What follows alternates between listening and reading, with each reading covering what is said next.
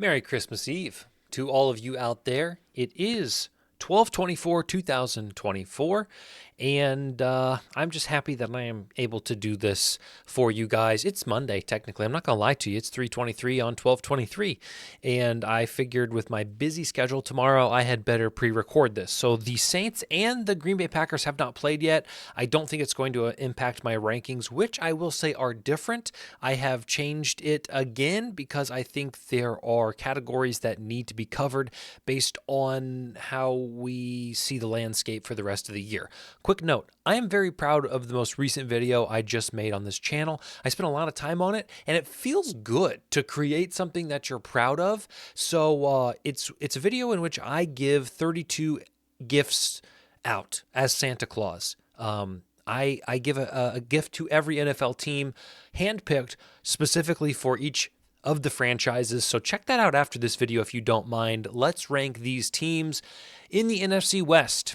Gosh darn these Seattle Seahawks. We'll start with the Cardinals, who are done but not forgotten.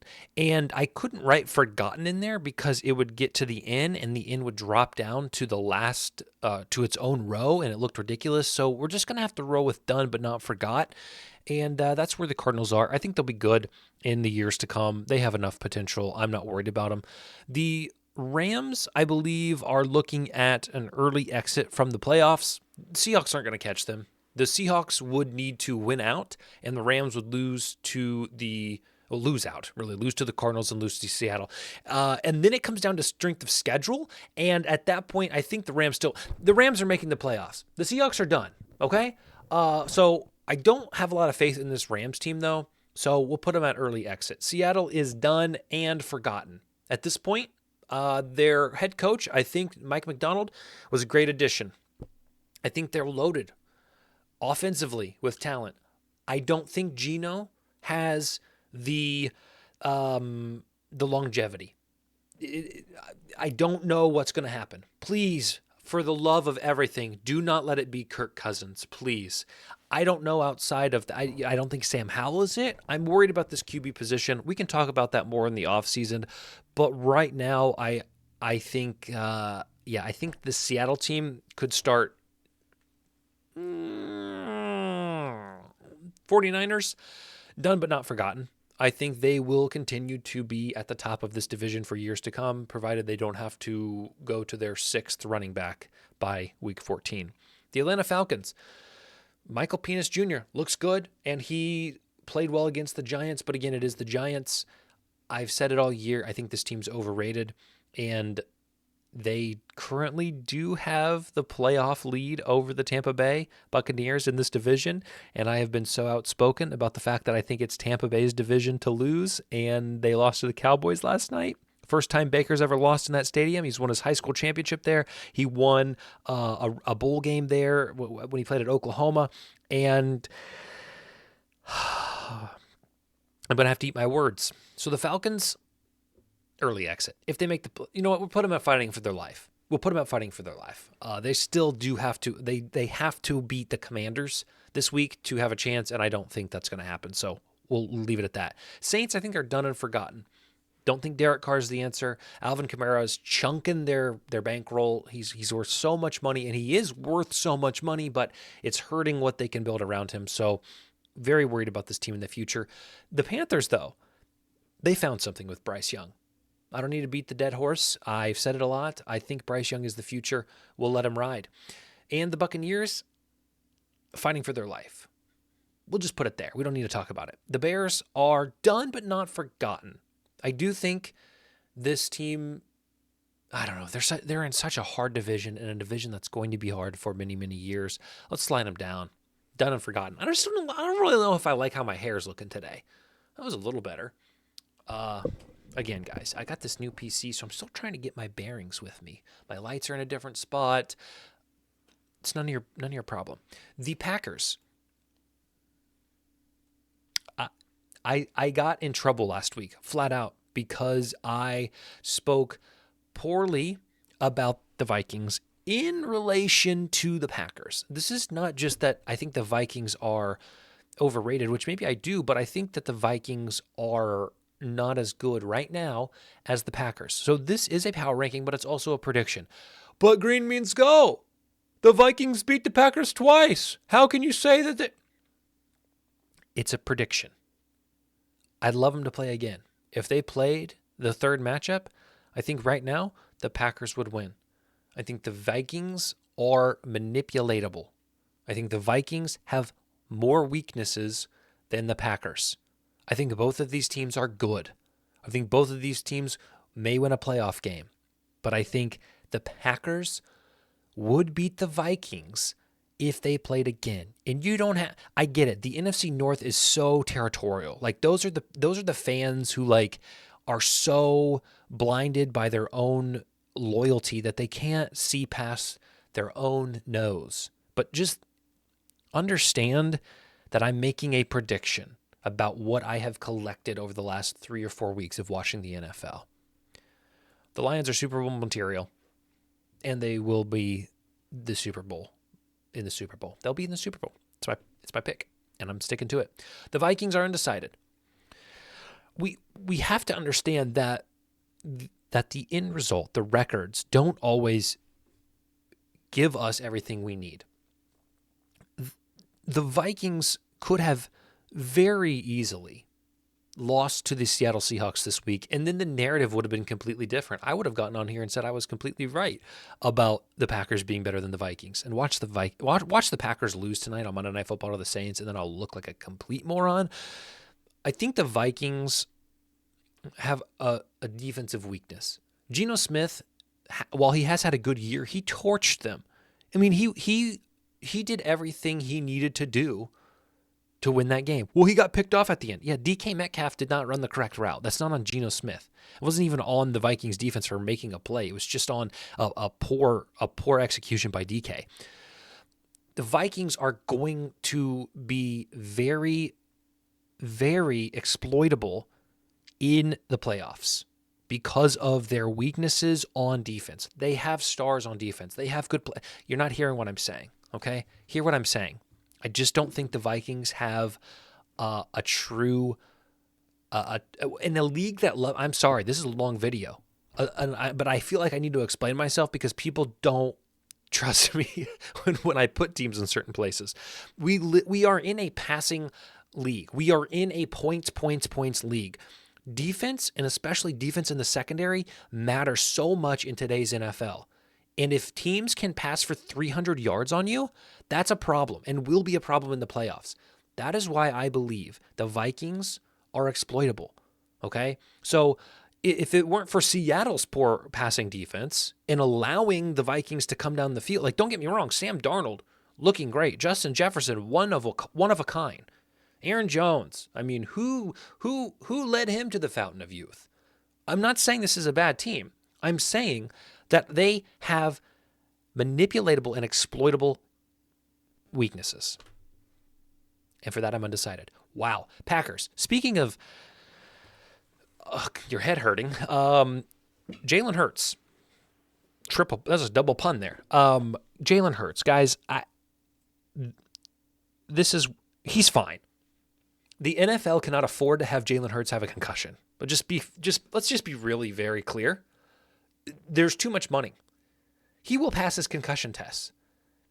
And if not this week, by the time the playoffs. They're in the playoffs. They've secured the spots. It's all going to be fine.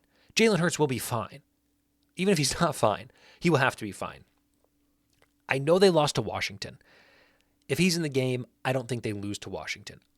But that's not to take anything away from Washington, right? Jalen Hurts doesn't play defense, and their defense, that of the Eagles, looked poor in that game, especially late.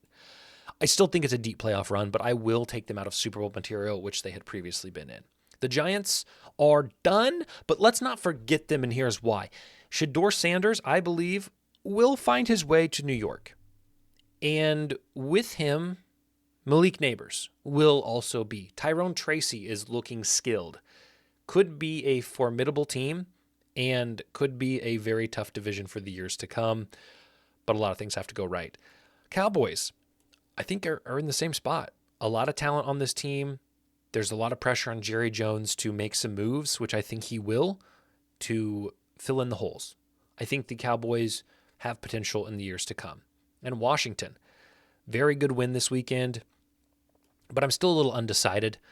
If Jalen Hurts does play that game, like it was 14-0 when he goes out, maybe more. And I do think that Kenny Pickett is a tremendous step down from Jalen Hurts. So while I will not take away anything from the Commanders, I will say that that's their first win against a winning team, I believe, or one of their first wins against a winning team. So when it comes down to the playoffs and they face the best of the best, we'll see what happens. Let's organize these. I'm okay with this order so far. I would move this up here, and then this doesn't really matter. We're not going to worry about that right now. AFC, Ravens, Super Bowl material. I think them and the Bills are Super Bowl material, and we'll get to the Bills when we get there. The Ravens are peaking. The Ravens have blemishes on their record. They have horrible losses, but they also have some good wins. We'll give them credit for their good wins. The Bengals are done, but certainly not forgotten. In fact, I want to rank them up here because they're better than these two teams. They're better than this team. I would say the Bengals are on par with these teams, but because of their poor defense at the start of the year, we got to put them down here, but we'll slide them to the top out of respect for them. Joe Burrow should win the MVP. He's not going to win the MVP, and that's okay. But great year, lots of potential for the years to come. Steelers, early exit. It's going to make a lot of people mad as well. I don't see a lot of pop from this team. When I look at NFL teams, my emotions react. I feel deep within. And when I look at the Steelers, it's not a good thing. It's not a special thing. I don't tingle. I don't have optimism. I look at the Steelers and I go, frauds. I look at the Steelers and I go, yikes. I look at the Steelers and I go, vanilla.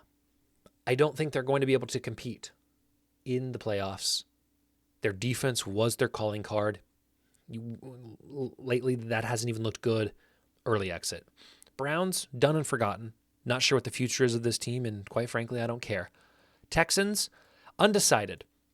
Really tough game against Kansas City, one that I predicted that the Texans would win. If I said Titans, I'm sorry. I always do that. Same division, just same color palette. Let's fix that. Texans, Titans, it's too much. I wanted to be able to come on here and say, well, the Chiefs got lucky again. They didn't get lucky. The Chiefs played a really good game against this team, but I also think the Texans played a pretty good game against them. I would like to say that the Texans had a chance to win. Tank Dell's injury changed the feel of this game. Yes, it changed the dynamics on the field because Tank Dell had been doing things to this defense that were great for the Texans, but it just changed the emotions. You saw CJ Stroud be completely tore up about his buddy potentially being done for maybe not just this year, but for an extended amount of years, plural. And I don't know. I want to believe in this team, and part of me does believe in this team, but I understand that their record doesn't support me in that. We'll say that. Titans, done and forgotten. Will Levis isn't the future. I don't know what their plan is because it can be Mason Rudolph. Colts, I think done but not forgotten. Anthony Richardson needs a year and a half.